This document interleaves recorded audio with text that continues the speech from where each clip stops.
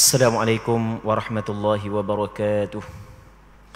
A'udzu billahi minasyaitonir rajim. Bismillahirrahmanirrahim. Alhamdulillahi rabbil alamin. Wassalatu wassalamu ala asyrafil anbiya'i wal mursalin wa ala alihi wa sahbihi ajma'in. Allahumma rabbi shrah li sadri wa yassir li amri wahlul 'uqdatam min lisani يفقه قولي ولا حول ولا قوة إلا بالله العلي العظيم. اللهم انفعنا بما علمتنا وعلمنا ما ينفعنا وعلمنا ما جهلنا وذكرنا ما نسينا. اللهم يسر ولا تعسر رب تمم بالخير. اللهم افتح علينا فتوح العارفين وفقنا توفيق الصالحين. اللهم لا سهل إلا ما جعلته سهلا وأنت تجعل الحزن إذا شئت سهلا. اللهم اجعلنا من السعداء المقبولين ولا تجعلنا من الأشقياء المردودين. اللهم صل وسلم وبارك على سيدنا محمد وعلى آله وصحبه أجمعين والحمد لله رب العالمين. أما بعد. InsyaAllah kita sambung semula pengajian Kitab Bulughul Maram yang dikarang oleh Al-Imam Al-Hafidh Ibnu Hajar Al-Asqalani rahimahullahu subhanahu wa ta'ala, wa nafa'ana Allahu bi'ulumihi fid darain amin. Katanya babul khul', bab pada membincangkan tentang khulu'. Khulu' ini kalau kita terjemah kepada bahasa kita, maksudnya adalah tebuh tolak. Jadi apabila telah terjadi, telah berlaku akad perkahwinan di antara laki-laki dan perempuan, pada asalnya tolak adalah milik bagi lelaki. Tu orang lelaki kena faham, tolak adalah milik bagi lelaki. Talaq adalah milik bagi lelaki. Apabila seorang lelaki berkahwin dengan seorang perempuan, maka Allah Subhanahu wa taala mengizinkan kepada lelaki itu ataupun memberi kepada lelaki itu 3 kali talak. Talak yang pertama, talak yang kedua dan talak yang ketiga. Nanti habis bab khulu' kita akan bincang berkenaan dengan talak. Tapi kita sebut juga dalam bab khulu' talak, perbincangan bab talaq adalah kerana menurut pandangan majoriti ulama bahawasanya khulu' juga dinamakan sebagai, ataupun khulu' ni termasuk dalam talaq. Baik. Jadi apabila telah berlaku perkahwinan, dalam perkahwinan tersebut suami telah bagi mahar kahwin kepada perempuan, maka ada jalan bagi perempuan nak membatalkan perkahwinan tersebut, tapi mestilah melalui persetujuan daripada si suami dengan cara dia tebuh talak. Maksudnya dia bayar bayaran tertentu kepada suami dan meminta suami menceraikan dia. Maka suami, kalau suami bersetuju untuk menceraikan dia, maka terjadilah khulu'. Maka itu yang dimaksudkan dengan khulu'. Baik. Muslimin muslimat yang dirahmati oleh Allah Subhanahu wa taala, katanya عن ابن عباس رضي الله عنهما أن امرأة ثابت بن قيس أتت النبي صلى الله عليه وسلم فقالت يا رسول الله ثابت بن قيس ما أعيب عليه في خلق ولا دين ولكني أكره الكفر في الإسلام. قال رسول الله صلى الله عليه وسلم أتردين عليه حديقته؟ قالت نعم. قال رسول الله صلى الله عليه وسلم اقبل الحديقة وطلقها تطليقة. رواه البخاري وفي رواية له وأمره بطلاقها. Maksudnya daripada Abdullah bin Abbas radhiyallahu taala anhuma telah menceritakan bahawa isteri Thabit bin Qais menghadap kepada Nabi sallallahu alaihi wasallam. Thabit bin Qais sahabat Rasulullah. Thabit bin Qais adalah sahabat Rasulullah sallallahu alaihi wasallam yang mempunyai kelebihan tersendiri. Thabit bin Qais, dia pernah menghadiri ataupun dia menyertai peperangan Uhud dan semua peperangan yang berlaku selepas daripada peperangan Uhud. Dan dia termasuk dalam sahabat Nabi sallallahu alaihi wasallam yang pernah Rasulullah menceritakan, memberitahu kepada dia tentang berita gembira dia juga termasuk dalam ahli syurga. Siapa? Thabit bin Qais. Rasulullah pernah khabar kepada dia bahawa dia adalah ahli syurga. Baik. Isteri dia, nama dia isteri dia, ada perbincangan yang panjang di kalangan ulama-ulama yang mensyarahkan hadis. Secara ringkasnya, pandangan hak yang paling kuat, nama isteri dia adalah Jamilah bintu Ubay. Jamilah bintu Ubay. Yang bini dia mari jumpa dengan Nabi sallallahu alaihi wasallam. Dia pun khabar. Dia kata lagu mana? Aku tidak mencela baik akhlak mahupun agamanya. Ni orang puan baik ni. Orang puan baik. Ada benda hak yang dia tak suka daripada tok lelaki dia sebahagian saja. Dia tidak pukar. Kan ada juga orang puang ni sama dengan orang lelaki, bukan orang puang saja. Baik. Jadi ada benda hak yang dia tak suka daripada suami dia. Last sekali suami dia tak ada baik sikit pun. Tak ada baik sikit pun. Buruk belaka, jahat belaka. Tu perangai tak comel. Sama juga orang lelaki terhadap perempuan. Dan nak marah kepada bini. Baik, nak marah satu benda je. Satu benda je. Ada benda hak yang dia buat hak tak comel tu. Contohlah. Jadi semua tak comel belaka, padahal banyak lagi hak yang comel. Hal tu sebenarnya bukan akhlak yang mulia begitu, bukan akhlak yang baik. Orang hak yang mempunyai akhlak yang baik, ketika dia tak suka kepada seorang, yang mana pada seorang itu ada benda hak yang disuka, ada benda hak yang dia tidak suka, dia mengaku benda hak yang baik ada pada orang tersebut, dan benda hak yang dia tak suka, dia kabarlah benda hak yang tak suka, bukan. Dan tak suka sekara habis benda tak suka belaka. Hak tu perangai tak comel sebenarnya. Dia perempuan ni adalah perempuan yang mulia. Dia mari jumpa dengan Rasulullah, dia khabar kepada Rasulullah bahawasanya suami dia Thabit bin Qais, dia tidak cela suami dia, tak kata ke suami dia tentang akhlak suami dia, tentang agama suami dia. Sebab apa? Sebab suami dia memang akhlak cukup mulia dan agama cukup kuat, berpegang kepada agama. Sudut tu dia cela suami dia. Baik. Namun apa kata dia? Namun mesti kena ada tetapi. Buah tetapi ni ya. Namun tetapi aku benci kufur setelah daripada Islam.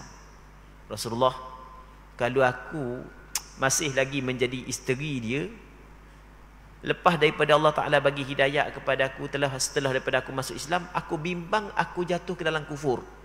Maksud kufur di sini adalah kita ada dua kufur.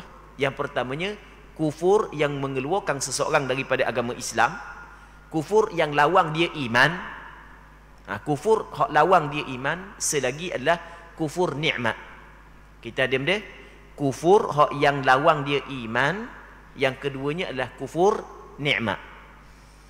Jadi dia bimbang lagu mana, dia kata kalau masih lagi aku kekal bersama dengan dia, aku bimbang setelah daripada Allah Ta'ala bagi kepada aku Islam, aku kufur. Maksud benda aku kufur, maksudnya aku kufur nikmat. Aku tidak mampu untuk melaksanakan hak aku sebagai isteri. Ada riwayat dia tidak mampu tidur sebatang dengan tok lelaki dia.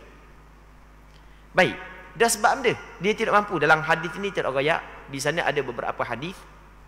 Ada hadis. Ada hadis bawah ni dia akan royak lah. Dia tok lelaki dia uduh. Tok lelaki dia uduh. Demim. Dah lah rendah. Uduh pula. Uduh sepang tok lelaki dia. Jadi dah nak buat apa ni? Dah hati dia dah buat ni pula, hati dia dah kena dah nak terima nak buat ni. Hati dia nak terima. Dia akan nak buat dah, dia akan nak pisah dah. Last sekali tak ada jalan penyelesaian, dijumpa dengan Nabi sallallahu alaihi wasallam. Jadi apabila dia jumpa dengan Nabi sallallahu alaihi wasallam, dia bukan bawa kepada Rasulullah, Rasulullah aku tidak cela tok laki aku kerana akhlak dia, sebab akhlak dia akhlak yang mulia.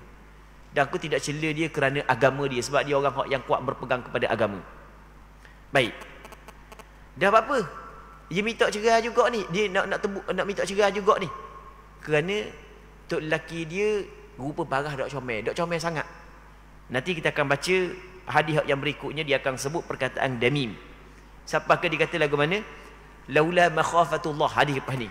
Laula makhafatullah idza dakhala alayya la basaqtu fi wajhi.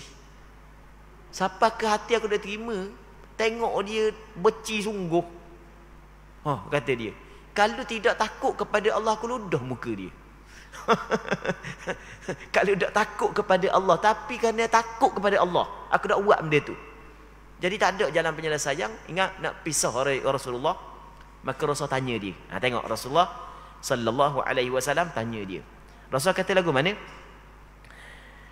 Apakah kamu mahu mengembalikan kepadanya kebun yang telah dia berikan kepadamu?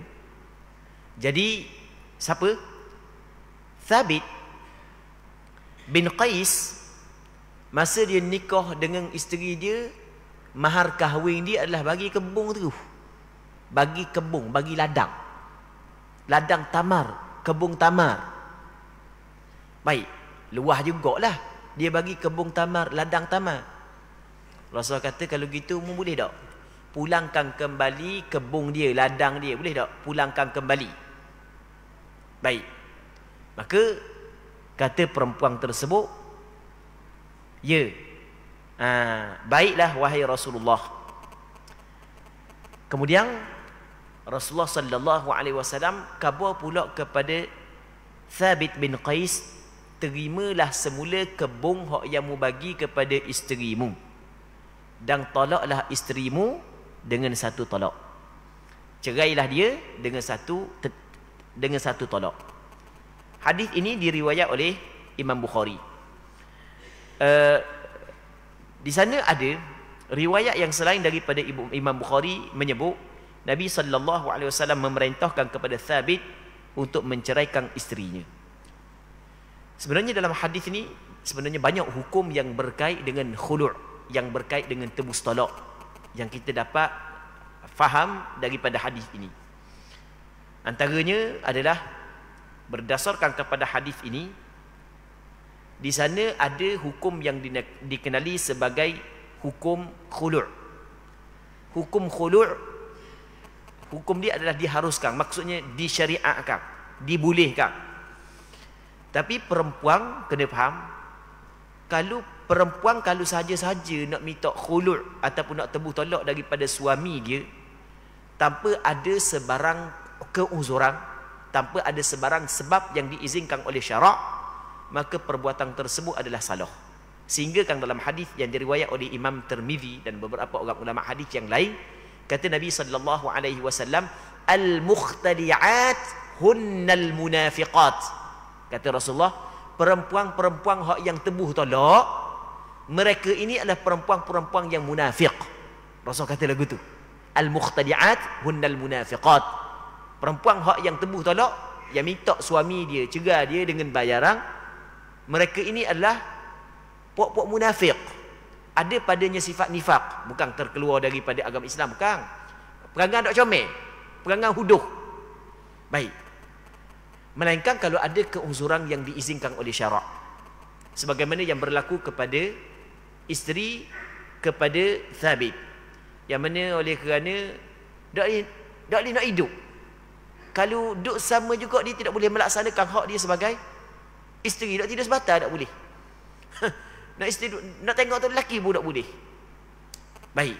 Maka ketika tu tidak menjadi masalah, hukum dia adalah dibolehkan. Tetapi kalau saja-saja puas dengan tok lelaki ni, nak tukar tok lelaki lain pula, you macam tukar kereta. Tubik kereta baru, jual kereta lama, beli kereta baru. Dia piti-piti banyak. Puas dengan tok lelaki ni. Tok lelaki bahan gauk dah ni, cari tok lelaki hak segar mula. Hak tu saja-saja lagu tu tidak dibolehkan. Maksudnya benda tu adalah dilarang. Hak yang dibolehkan apabila ada keuzuran. Tok lelaki tidak bagi nafkah ke, tok lelaki memang tak apa bini ke, tok lelaki memang ada keuzuran-keuzuran yang diizinkan oleh syarak. Hak tu tidak menjadi masalah. Ni benda yang penting yang perlu kita kena faham. Muslimin muslimat yang dirahmati oleh Allah Subhanahu wa taala. Okey, itu yang pertama. Yang keduanya, daripada hadis ni, apabila perempuan yang ada keuzuran meminta khulu', menebus tolak daripada si suami, maka hak yang paling comelnya adalah suami menerima tuntutan daripada perempuan. Memang ada keuzuran. Suami apa tak boleh nak hidup dengan tok lelaki dia. Dia pun nak tebuh tolak. Sebab dia tebuh tolak ni mesti juga penerimaan daripada si suami. Jadi lebih afdal bagi si suami menerima tuntutan daripada perempuan. Tapi bukanlah wajib. Baik. Sebab Rasulullah apabila orang puan diminta daripada Rasulullah pun cadangkan khabar kepada suami dia, suruh suami dia ceraikan isteri dia dengan mengambil semula mengambil semula mahar kahwin yang diberi kepada isteri dia. Yang kedua, yang ketiganya, dalam tebus tolak boleh orang lelaki itu minta balik apa hak yang dia beri dalam mahar kahwin. Sebab hak ni dia minta benda pulangkan kembali kebun. Jadi kalulah mahar kahwin 20,000. Contoh mahar kahwin 20,000. Boleh? Pak mahar kahwin mula binti 20,000. Baik. Aku tolak kamu. Kata tu lelaki dia. Boleh, tak ada masalah. Bahkan mengikut pandangan mazhab Imam Syafi'i, boleh dia minta lebih. Jadi boleh. Mahar kahwin 20,000. Tapi yang menak 40. Kata tu lelaki dia. Ni kata 50 hamba bagi. Memang tak ambuh lama dah. Baik.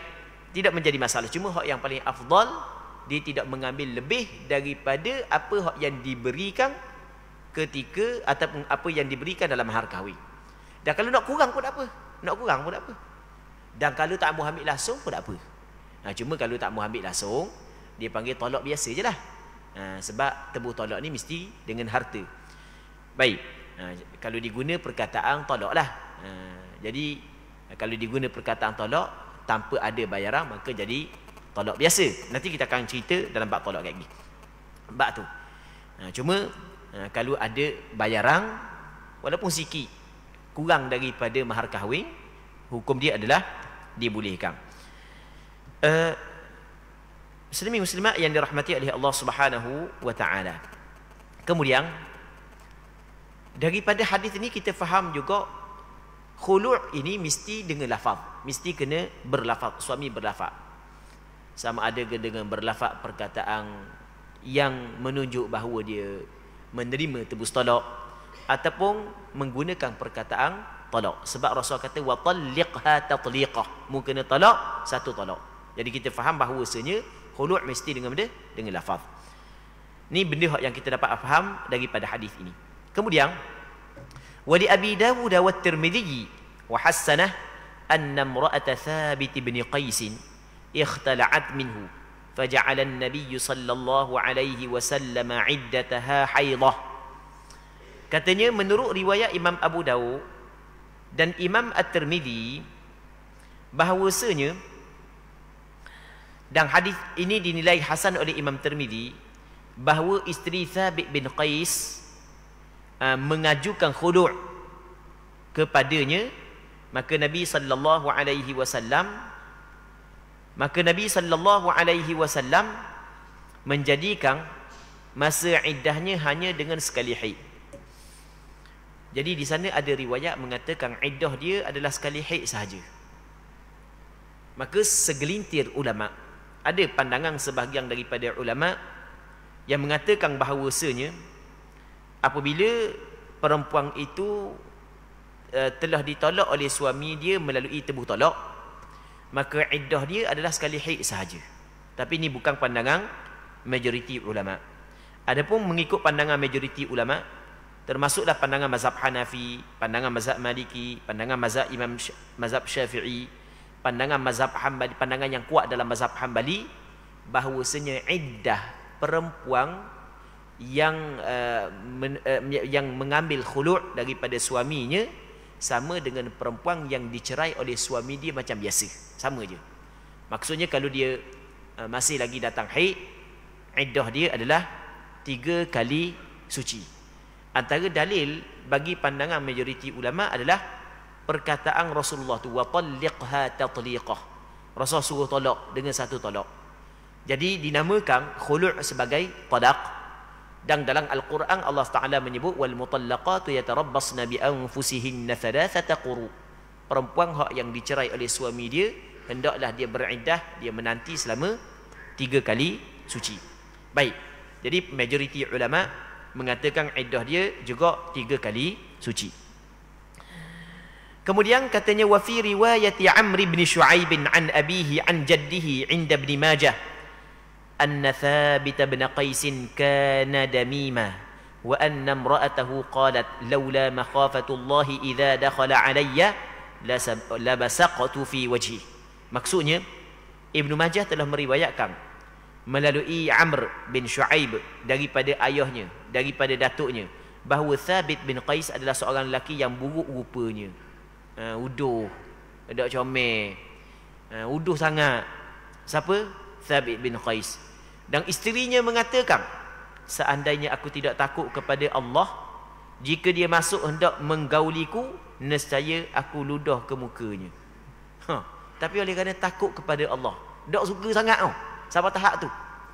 Baik. Jadi berdasarkan kepada hadis ini bahawasanya kalau tok lelaki teruk sangat rupa, sampai ke orang puang tu dok selera langsung, dok selera langsung, dok lalu langsung dengan tok lelaki dia, boci sangat-sangat ke tok lelaki dia, maka ia termasuk dalam perkara sebab keuzuran yang diharuskan oleh syarak untuk perempuan itu meminta ataupun melakukan tebus tolak. Melakukan tebus tolak. Baik. Kemudian katanya wali Ahmad min hadithi Sahl bin Abi Hathmah wa kana dhalika awwala khul'in fil Islam. Menurut riwayat Ahmad dengan melalui Sahal bin Abi Hathmah disebutkan bahawa peristiwa itu merupakan mula-mula khulu' yang terjadi pada zaman Islam. Okey, habis bab khulu'. Kita masuk dalam bab baru iaitu babut talaq. Bab pada menyatakan talaq. Talaq ni perceraian.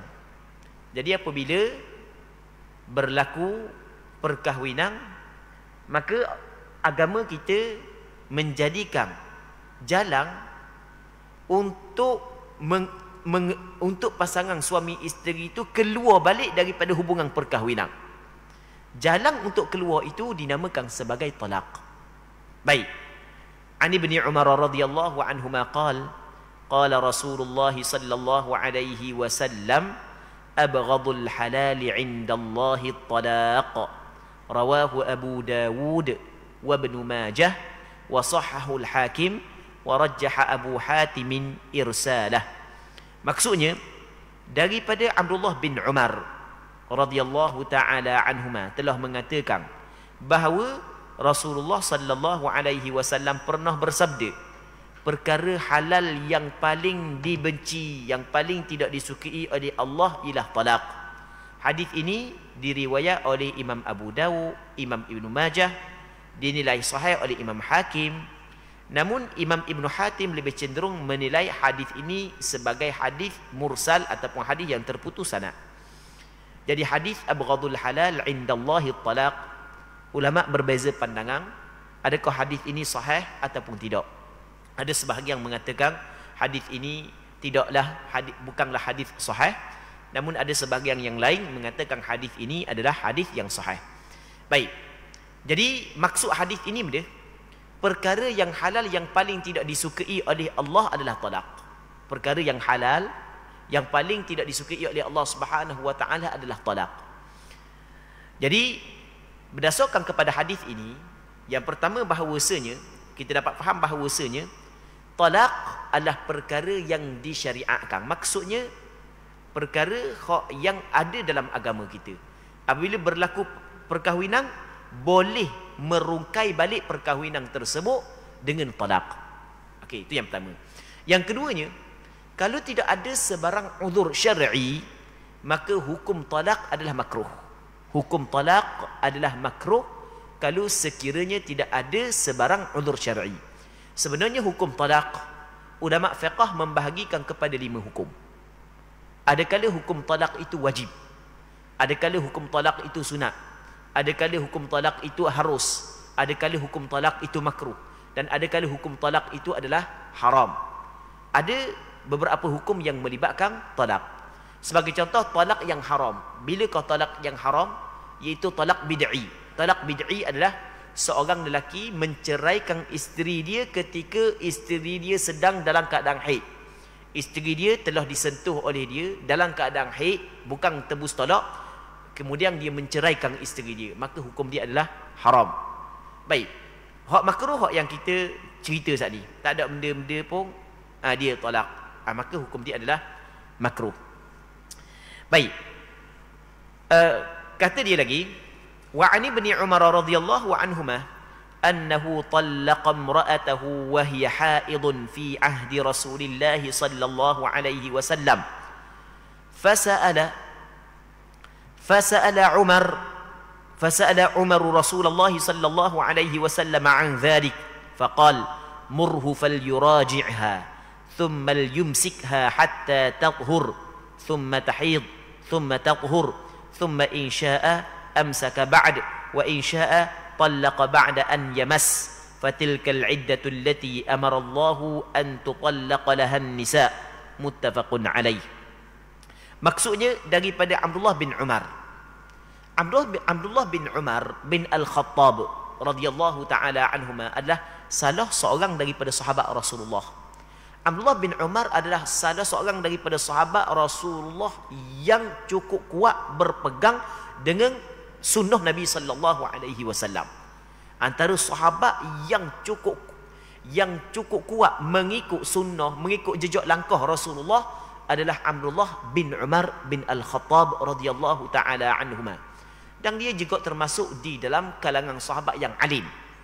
Baik, cerita dia lagu mana? Dia sendiri cerita bahawasanya dia pernah menjatuhkan talak kepada isterinya ketika isterinya sedang haid di zaman Rasulullah. Isteri dia sedang datang haid, dia pun menceraikan isteri dia. Jadi apabila dia cerai isteri dia dalam keadaan dia haid, siapa berita tersebut, siapa cerita tersebut kepada Sayyidina Umar, ayah dia. Ayah dia, Sayyidina Umar bin Al-Khattab, ayah dia. Maka ayah dia pun pergi jumpa dengan Rasulullah nak tanya hukum. Tengok, ayah dia pergi jumpa dengan Rasulullah nak tanya hukum. Dan benda ni benda yang perlu ada pada setiap orang Islam. Setiap hamba Allah, setiap orang Islam, ketika mana ada hukum yang dia tak tahu, dia kena tanya orang tahu. Bukan buat pandai-pandai tahu. Fas'alu ahla dzikri in kuntum la ta'lamun. Tanya kepada ahli zikir, orang yang mempunyai pengetahuan, sekiranya kamu tidak tahu. Tengok Sayyidina Umar, boleh tak buat gini Maka caranya pergi jumpa dengan Nabi sallallahu alaihi wasallam. Baik. Kalau di zaman kita Rasulullah sallallahu alaihi wasallam telah wafat, maka jumpa dengan ulama-ulama yang menjadi pewaris Nabi, ulama-ulama muktabar. Tanya dia, apakah hukum gini, boleh ke tak, gini boleh ke tak. Baik. Jadi kena ambil hukum daripada para alim ulama. Katanya lagi, maka baginda bersabda, perintahlah kepadanya untuk merujuk isterinya. Dalam riwayat yang lain, fataghayyadha Rasulullah sallallahu alaihi wasallam. Rasulullah marah. Ada riwayat yang lain, Rasulullah marah. Maka berpandukan kepada riwayat tersebut bahawasanya hukum menceraikan isteri ketika isteri dalam keadaan haid, hukum dia adalah haram. dengan kesepakatan ulama. Sepakat ulama mengatakan menceraikan isteri yang telah disentuh, menceraikan isteri yang telah disentuh dalam keadaan haid, hukum dia adalah haram. Dia termasuk dalam talak bid'i, talak bid'ah. Baik, dosa tok lelaki buat lagu tu. Tapi kalau isteri belum lagi disentuh, maksudnya dak nak setubuh lagi, lepas daripada nikah saat ni tu, masa sebelum daripada nikah sebelum nikah duk tengok mung aku comel, mung comel sebab pakai semak belaka, hak puang pula nya solat 3.5. Contoh, lepas daripada nikah, apa akad nikah apa sekali basuh muka tengok Allah. Contoh, kita buat contoh saja. Baik, benda ni boleh berlaku. Jadi orang lelaki tengok orang puan dok kenang, orang lelaki puan dok tengok orang lelaki dok kenang. Ini sebagai contoh. Akhirnya dak ada nak setum dia, berlaku perceraian. Maka perceraian hak yang berlaku sebelum daripada bersetubuh, dia tidak ada iddah. Apabila tidak ada iddah, maka tidak menjadi masalah lelaki menceraikan isteri dia ketika belum lagi disetubuhi, walaupun isteri dia berada dalam keadaan haid. Hak yang haram adalah setelah daripada dia bersetubuh dengan isteri dia, ketika isteri datang haid, dia cerai ketika haid, hukum dia adalah haram dengan kesepakatan ulama. Melainkan, ada pengecualian, melainkan kalulah isteri buat tebuh talak. Sebab apabila isteri tebuh talak, maka tebuh talak tu datang daripada isteri. Kehendak isteri terlalu tinggi untuk berpisah, untuk mengelak daripada terus berada dalam mudarat, maka diizinkan oleh syarak suami menceraikan isteri dia walaupun suami menceraikan isteri dia melalui tebuh talak walaupun dalam keadaan isteri dia haid. Kerana hadis yang kita baca sebelum daripada ni, ketika isteri kepada Thabit bin Qais berjumpa dengan Rasulullah dan khabar kepada Rasulullah tentang masalah rumah tangga dia pisah dengan Thabit bin Qais. Rasulullah sallallahu alaihi wasallam hanya tanya dia, boleh tak mung pulang balik mahar kahwin hak yang dibagi kepada mung? Dan Rasulullah tak tanya mung ni suci ke tidak. Rasulullah tak tanya. Lepas tu Rasulullah terus suruh suami dia ceraikan isteri. Maka kata ulama, kalau bab tebuh talak maka tidak menjadi masalah dalam keadaan isteri haid. Tapi kalau talak biasa, haram menjatuhkan talak dalam keadaan isteri haid. Baik. Kemudian Rasul katakan dia perintahkan kepadanya untuk merujuk isteri dia. Rasul suruh Sayyidina Umar khabar balik kepada Abdullah bin Umar, suruh rujuk balik isteri. Maka di sini kita dapat faham dia bahawasanya talak isteri dalam keadaan haid jatuh talak. Antara perkara yang berlaku perselisihan di kalangan ulama fiqh, adakah seorang lelaki ketika dia menjatuhkan talak isteri dia dalam keadaan haid, talak itu adalah talak haram, jatuh talak ataupun tidak? Hal ini ada perbincangan di kalangan ulama fiqh. Pandangan majoriti ulama, termasuklah pandangan yang disepakati dalam 4 mazhab, bahawasanya talak isteri dalam keadaan haid walaupun haram, tapi talak tersebut tetap jatuh, tetap berlaku. Sebab dia, sebab Rasulullah suruh rujuk balik. Jadi apabila Rasulullah suruh rujuk balik, bermakna talak itu berlaku.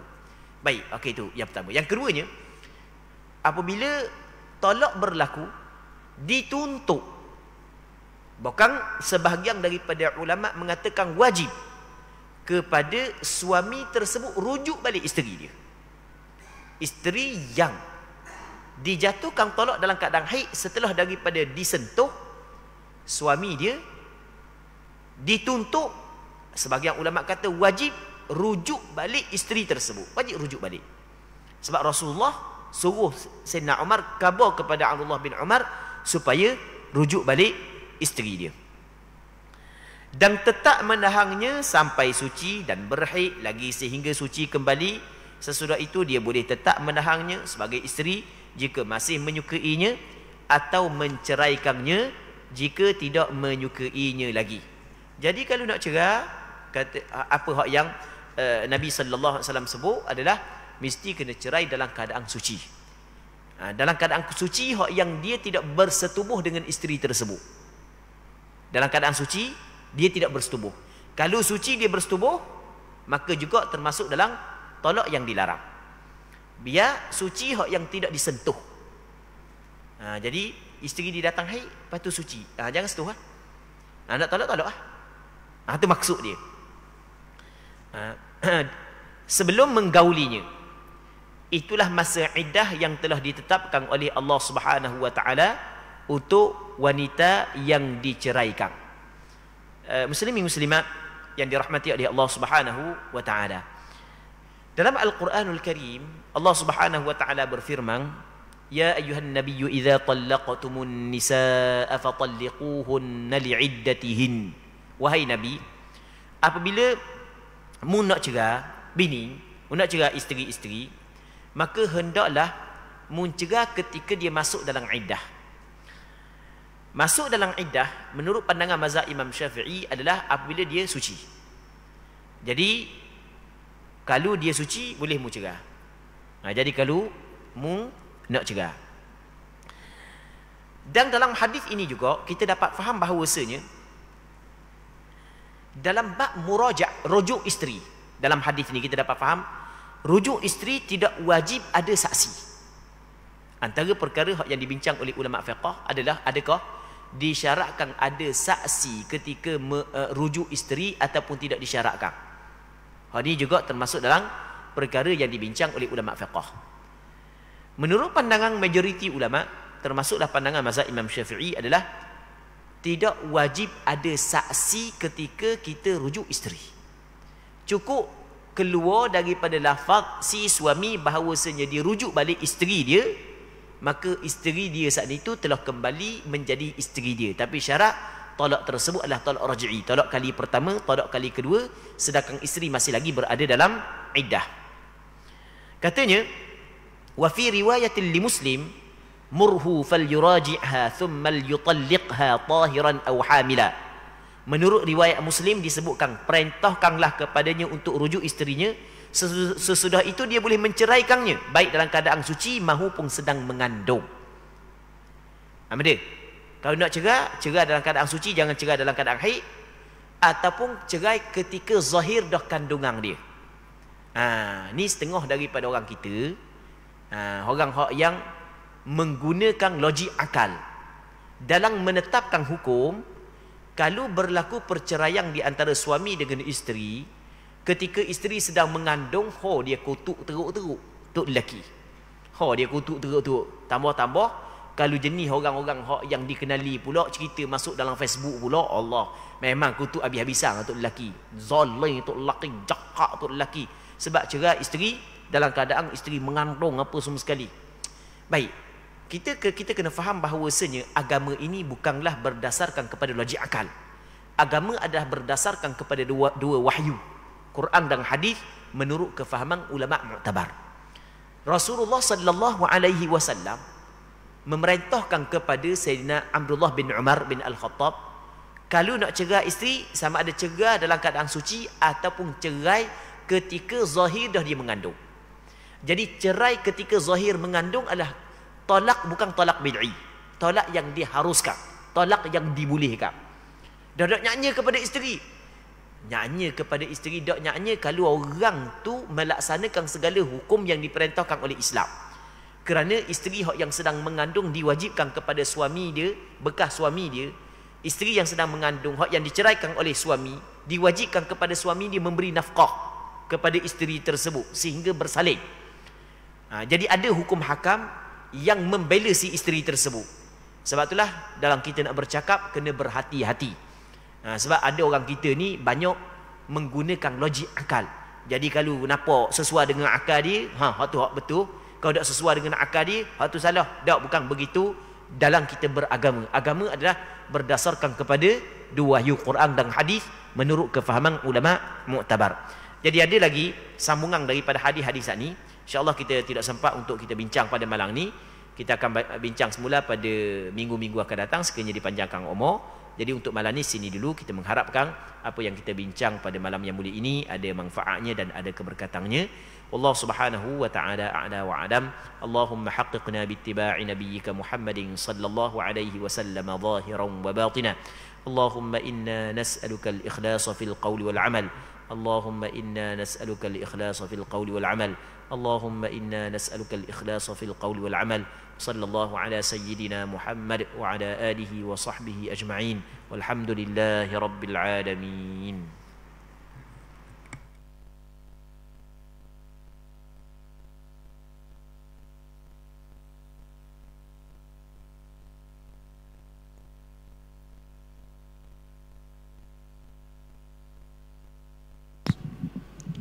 Subhanallah.